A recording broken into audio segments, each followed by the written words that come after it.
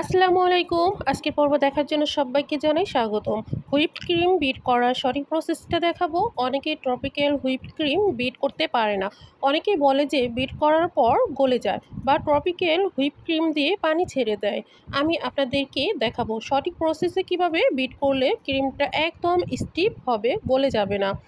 এই ক্রিম নিয়ে যত ধরনের টিপস আছে সব কিছু দেওয়ার চেষ্টা করেছি এই ভিডিওতে। তাই ভিডিওটা না টেনে সম্পূর্ণ ভিডিও দেখার অনুরোধ রইল, উপকারে আসবে। প্রথমে আমি যেই বাটিতে ক্রিমটা বিট করব সেই বাটিটা ভালো করে মুছে নিলাম, যার কারণে এর মধ্যে এক্সট্রা কোনো পানি থাকবে না। এবং বিটারের কাঁটা দুটো ভালো মতন মুছে নিলাম। এবার হুইপ ক্রিমের প্যাকেটটা ভালো মতন মুছে নিব, কেননা হুইপড ক্রিম ফ্রিজ থেকে 1 থেকে 1.5 ঘন্টা আগে রুম টেম্পারেচারে বের করে নিয়েছিলাম, যার কারণে ক্রিমের প্যাকেটের পানি জমা হয়ে গেছে।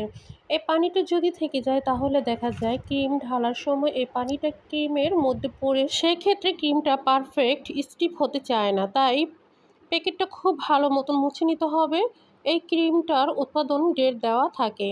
উৎপাদন ডেট থেকে শুরু করে 12 মাস পর্যন্ত, অর্থাৎ 1 বছর পর্যন্ত এই ক্রিমটা সংরক্ষণ করা যায়, অর্থাৎ ভালো থাকে। আর এই ক্রিমটা আমাদের অবশ্যই ডিপ ফ্রিজে সংরক্ষণ করতে হবে।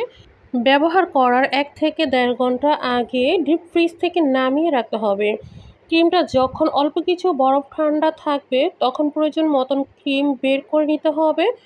প্যাকেটটা ভালো মতন মুছে পরে সংরক্ষণ করার জন্য ক্রিমের প্যাকেটের মুখটা আটকে দিতে হবে, যাতে করে এর ভেতরে কোনো বাতাস ঢুকতে না পারে। এরপর ক্রিমের প্যাকেটটা আবার ডিপ ফ্রিজে রেখে দিব। প্যাকেট খোলার পর 3 থেকে 4 মাসের মধ্যে প্যাকেটের ক্রিমটা ব্যবহার করে শেষ করতে হবে। এখানে যে 2 কাপ ক্রিম নিয়েছিলাম বিটার দিয়ে বিট করে নিচ্ছি। ক্রিম বিটের প্রসেসটা আপনাদের বলে দিই। এই ক্রিমটা দ্রুত স্টিফ হয়ে যায়, যার কারণে ক্রিমটা ওভার বিট করতে এর যে স্মুথ একটা টেক্সচার থাকে সেটা নষ্ট হয়ে যায়, যার কারণে ক্রিমটা বেশি বিট করার প্রয়োজন হয় না। 5 মিনিটের মধ্যেই ক্রিমটা স্টিফ হয়ে যায়। এই ক্রিম বিট করার নিয়ম হচ্ছে বিটারের স্পিড হাইতে করে বিট করতে হবে, অর্থাৎ বিটারের স্পিড 2 বা 3 দিয়ে করা যাবে না, কারণ ওভারবিট হয়ে গেলে ক্রিমের ভেতরে অনেকগুলো বাবলস ক্রিয়েট হবে, যার কারণে ক্রিমের স্মুথ টেক্সচারটা নষ্ট হয়ে যাবে। তাই প্রথম থেকে শেষ পর্যন্ত বিটারের স্পিডটা হাইতে রেখে বিট করতে হবে। কথা বলতে বলতে আমি প্রায় 1 মিনিটের মতো বিট করে নিয়েছি। 1 মিনিটের পর দেখতে পাচ্ছেন ক্রিমটা কতটা ঘনত্ব কেমন এসেছে। এভাবে আমি বিট করতে থাকবো। ভিডিওটা একটু লং টেনে দেখবেন না, যদি টেনে দেখেন অনেক টিপস আপনারা মিস করবেন। এভাবে আমি বিট করব। এর ভিতরে এক্সট্রা কোনো আইসিং সুগার বা চিনি অ্যাড করতে হয় না। এটা এমনিতেই অনেক মিষ্টি, আর এক্সট্রা কোনো ফ্লেভার এর মধ্যে দিতে হয় না। এটা এমনিতেই ভ্যানিলা ফ্লেভারের হুইপড ক্রিম। তবে এই ক্রিম দিয়ে যদি চকলেট ক্রিম তৈরি করতে চান তাহলে আপনারা করতে পারবেন। আমি এই ক্রিমটা দিয়ে চকলেট ক্রিম তৈরি করব। আপনারা যদি অন্য কোনো ফ্লেভারে করতে চান তাও করে নিতে পারেন, কোনো সমস্যা হবে না। এই ক্রিম দিয়ে আইসক্রিমও তৈরি করে নিতে পারেন। আমার মতে ট্রপিক্যাল ক্রিম আইসক্রিমের জন্য বেস্ট একটা ক্রিম, কারণ ট্রপিক্যাল ক্রিম দিয়ে আইসক্রিম খুবই টেস্টি হয়। এই যে দেখুন 2 মিনিট বিট করার পর এর ঘনত্বটা কেমন হয়েছে। এটা কিন্তু পুরোপুরি স্টিফ হয়নি। আমাদের ক্রিমটা আবারও বিট করে নিতে হবে। আমি এভাবে হাই স্পিডে বিট করে নিব। যাদের ক্রিম একেবারে হতে চায় না তারা অবশ্যই ক্রিমের মধ্যে হোয়াইট চকলেট বা গুঁড়ো দুধ ইউজ করবেন। প্রায় 3 মিনিট বিট করার পর এর ঘনত্বটা দেখুন কেমন এসেছে। এটাকে বলে 90% স্টিফ হওয়া। আপনারা যদি এর মধ্যে মেথড হোয়াইট চকলেট বা গুঁড়ো দুধ ইউজ করতে চান সেক্ষেত্রে প্রতি 1 কাপের ক্রিমের জন্য 50 গ্রাম হোয়াইট চকলেট ইউজ করতে পারেন, অথবা গুঁড়া দুধ দিতে চাইলে 1 কাপ ক্রিমের জন্য 2 থেকে 3 টেবিল চামচ গুঁড়া দুধ ইউজ করতে পারেন। দুধটা হাই স্পিডে রেখে 1 মিনিট বিট করে নেবেন। 1 মিনিটে অনেক বেশি ক্রিমটা স্টিফ হয়ে যাবে। হোয়াইট চকলেট না থাকলে শুধু গুঁড়া দুধ দিয়ে দিবেন। হাই স্পিডে 1 মিনিট বিট করে নেবেন। এতে করে আপনাদের ক্রিম একদম পারফেক্ট স্টিফ হয়ে যাবে।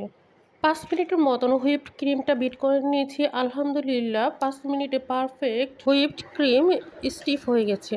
আমি একটা ব্যাচেলর দিয়ে তুলে দেখাচ্ছি কেমন স্টিফ হয়েছে। এই যে দেখতে পাচ্ছেন ক্রিমটা একদম পারফেক্ট স্টিফ হয়েছে।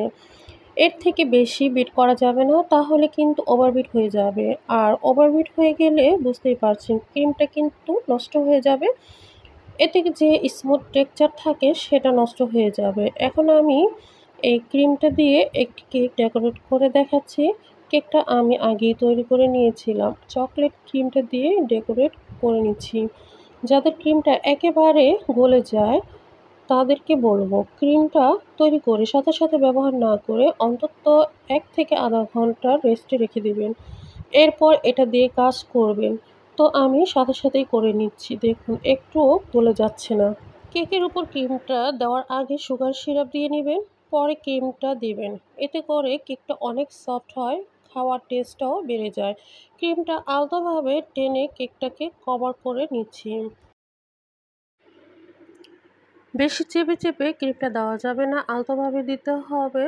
সময় নিয়ে কাজটি করতে হবে। বেশি চেপে চেপে দিলে কেকের গা থেকে কেকটা উঠে আসতে পারে।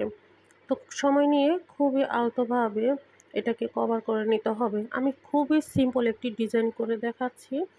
আজকে এই চকলেট কেকটা আমি তৈরি করেছি বাসার জন্য।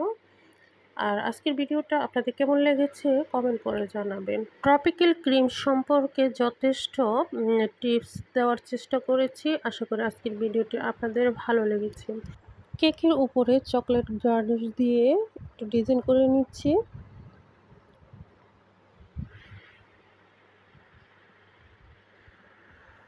মাঝখানে একটু গ্যাপ রেখেছি নাম লেখার জন্য। দুই পাশ চকলেট গার্নিশ দিয়ে কভার করে নিচ্ছি। এবার উপরে কিছু ফ্লাওয়ার্স করে নিচ্ছি। আপনারা আপনাদের ইচ্ছে অনুযায়ী পছন্দ অনুযায়ী সুন্দর করে ডিজাইন করে নেবেন। আশা করি আমার আজকের ভিডিওটি ভালো লেগেছে। ভালো লাগলে একটি লাইক দিবেন, ভিডিওটাকে শেয়ার করে রাখবেন। আরও এরকম মজার ভিডিও পেতে চ্যানেলটিকে সাবস্ক্রাইব করে রাখবেন। দেখা হবে পরবর্তী ভিডিওতে। সবাই অনেক ভালো থাকবেন। আল্লাহ হাফেজ। আসসালামু আলাইকুম।